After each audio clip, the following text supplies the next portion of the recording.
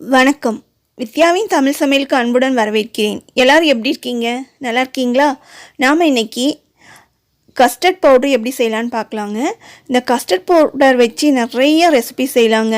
Custard cake செய்யலாம், custard pudding செய்யலாம், custard ice cream செய்யலாம், கஸ்டர்ட் ஜூஸ் கூட செய்யலாங்க. இந்த மாதிரி நிறைய ரெசிபிஸ் நம்ம செய்யலாம். நம்ம இன்றைக்கி இந்த கஸ்டர்ட் பவுடரை எப்படி செய்யலான்னு பார்க்கலாங்க. அதுக்கப்புறமா இந்த கஸ்டர்ட் பவுடர் வச்சு ஒரு ஃப்ரூட் சேலட் செய்யலாங்க.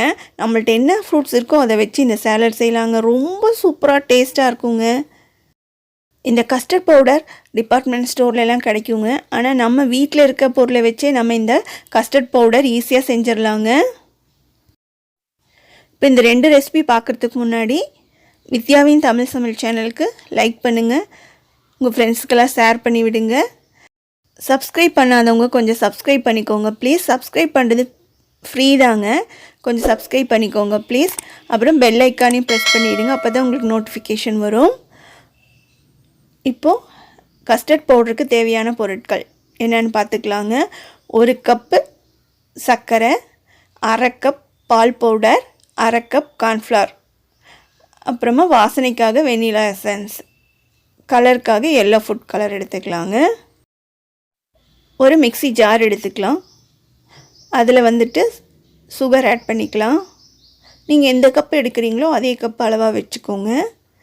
1/2 கப் பால் பவுடர், எந்த பிராண்டாக இருந்தாலும் பரவாயில்ல, ஆட் பண்ணிக்கலாம். கார்ன்ஃப்ளவர் 1/2 கப் ஆட் பண்ணிக்கலாம்.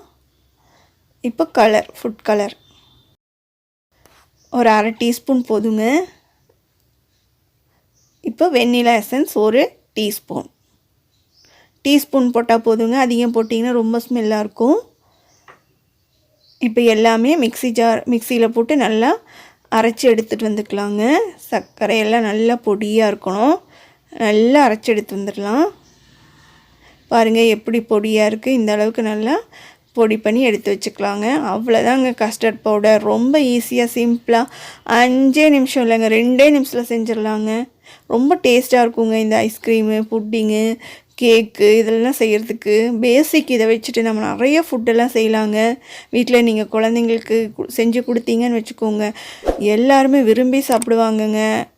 ஜூஸ் எல்லாம் செஞ்சு அந்த ஐஸ்கிரீம் டேஸ்ட்டில் அவ்வளோ சூப்பராக இருக்குங்க. நான் அடுத்தடுத்து ரெசிபிஸ் எல்லாம் போட போகிறேன். சப்ஸ்கிரைப் பண்ணி வச்சுக்கோங்க, பெல் ஐக்கானையும் ப்ரெஸ் பண்ணி வச்சுக்கோங்க, அப்போ தான் நோட்டிஃபிகேஷன் வரும். இப்போ ஃப்ரூட் சாலட் எப்படி செய்யலான்னு பார்க்கலாம் வாங்க. அதுக்கு 1/2 லிட்டர் பால் எடுத்துக்கலாம். நல்லா திக்கான பாலாக எடுத்துக்கோங்க. அதை நல்லா காசி எடுத்துக்கலாம். நல்லா கொதித்ததுக்கப்புறமா நல்லா மிக்ஸ் பண்ணி விடுங்க. மிக்ஸ் பண்ணி விட்டுட்டே இருங்க, கொஞ்சம் லைட்டாக திக்காகட்டும். அதுக்கப்புறமா ஒரு பவுல் எடுத்துக்கலாங்க. அதில் இந்த கஸ்டர்ட் பவுடர் 3 டீஸ்பூன் ஆட் பண்ணிக்கலாம். இந்த கஸ்டர்ட் பவுடர் இந்த பாலில் ஆட் பண்ணக்கூடாதுங்க, ஸ்ட்ரைட்டாக கட்டியாக ஆயிடும். அதுக்காக தான் நம்ம இந்த மாதிரி செய்கிறோம். இதில் கொஞ்சமாக பால் ஊற்றிட்டு நல்லா மிக்ஸ் பண்ணி எடுத்துக்கலாம். எந்த கட்டியும் இல்லாமல் நல்லா கலக்கி மிக்ஸ் பண்ணி எடுத்துக்கலாம். இது அப்படியே இருக்கட்டும். இப்போ இந்த பால் நல்லா கொதிக்கட்டுங்க. நல்லா மிக்ஸ் பண்ணி விடுங்க. இப்போ நம்ம ஆட் பண்ணிக்கலாம். கொஞ்சம் கொஞ்சமாக ஆட் பண்ணிக்கோங்க, முழுசாக ஊற்றிட வேண்டாம். ஒரு கையில் நல்லா கலக்கி விட்டுட்டு கொஞ்சம் கொஞ்சமாக நம்ம எடுத்து வச்சுருந்த அந்த கஸ்டர்ட் மிக்ஸ் இருக்குது இல்லைங்களா, அதை ஆட் பண்ணிக்கலாம். நல்லா மிக்ஸ் பண்ணி விட்டுட்டே இருங்க. கட்டி வராமல் அடி பிடிக்காமல் லோ ஃப்ளேமில் வச்சுட்டு நம்ம இந்த குக் பண்ணி எடுத்துக்கலாம். இப்போ சர்க்கரை ஆட் பண்ணிக்கலாங்க. 6 டேபிள் ஸ்பூன் சர்க்கரை ஆட் பண்ணிக்கலாங்க. 1/2 லிட்டர் பாலுக்கு 6 டேபிள் ஸ்பூன் கரெக்டாக இருக்கும். நீங்கள் இனிப்பு அதிகமாக சாப்பிட்றதா இருந்தால் அதிகமாக ஆட் பண்ணிக்கோங்க, கம்மியாக சாப்பிட்றதா இருந்தால் கொஞ்சம் கம்மி பண்ணிக்கோங்க. இந்த அளவு கரெக்டாக இருக்குங்க. நல்லா மிக்ஸ் பண்ணிக்கோங்க.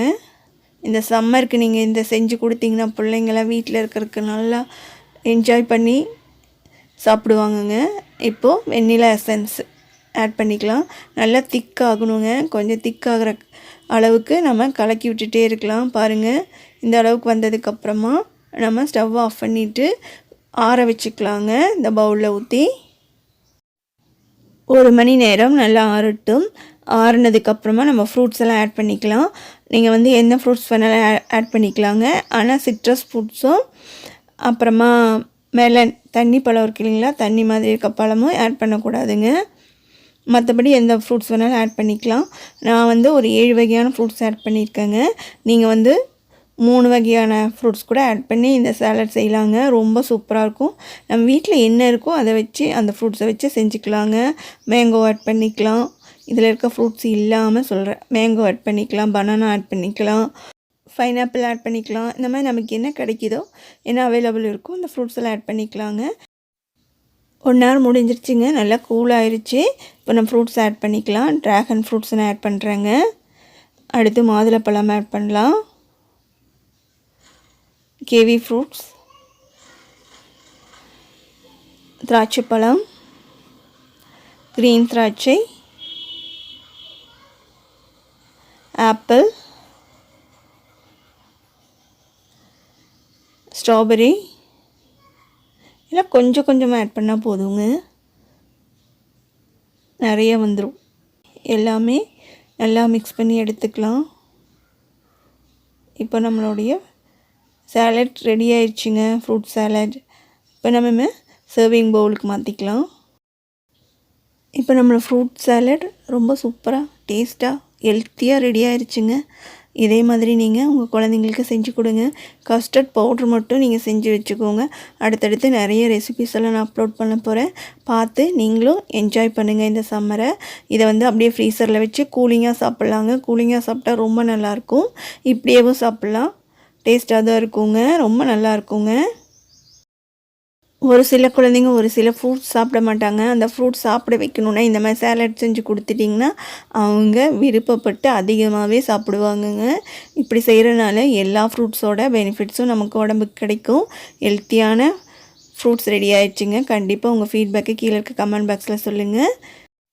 நான் டேஸ்ட் பண்ணி பார்க்க போகிறேன், வாங்க சாப்பிட்லாம். சப்ஸ்கிரைப் பண்ணாதவங்க சப்ஸ்கிரைப் பண்ணிக்கோங்க. நன்றி, வணக்கம். எல்லோரும் ஹாப்பியாக இருங்க.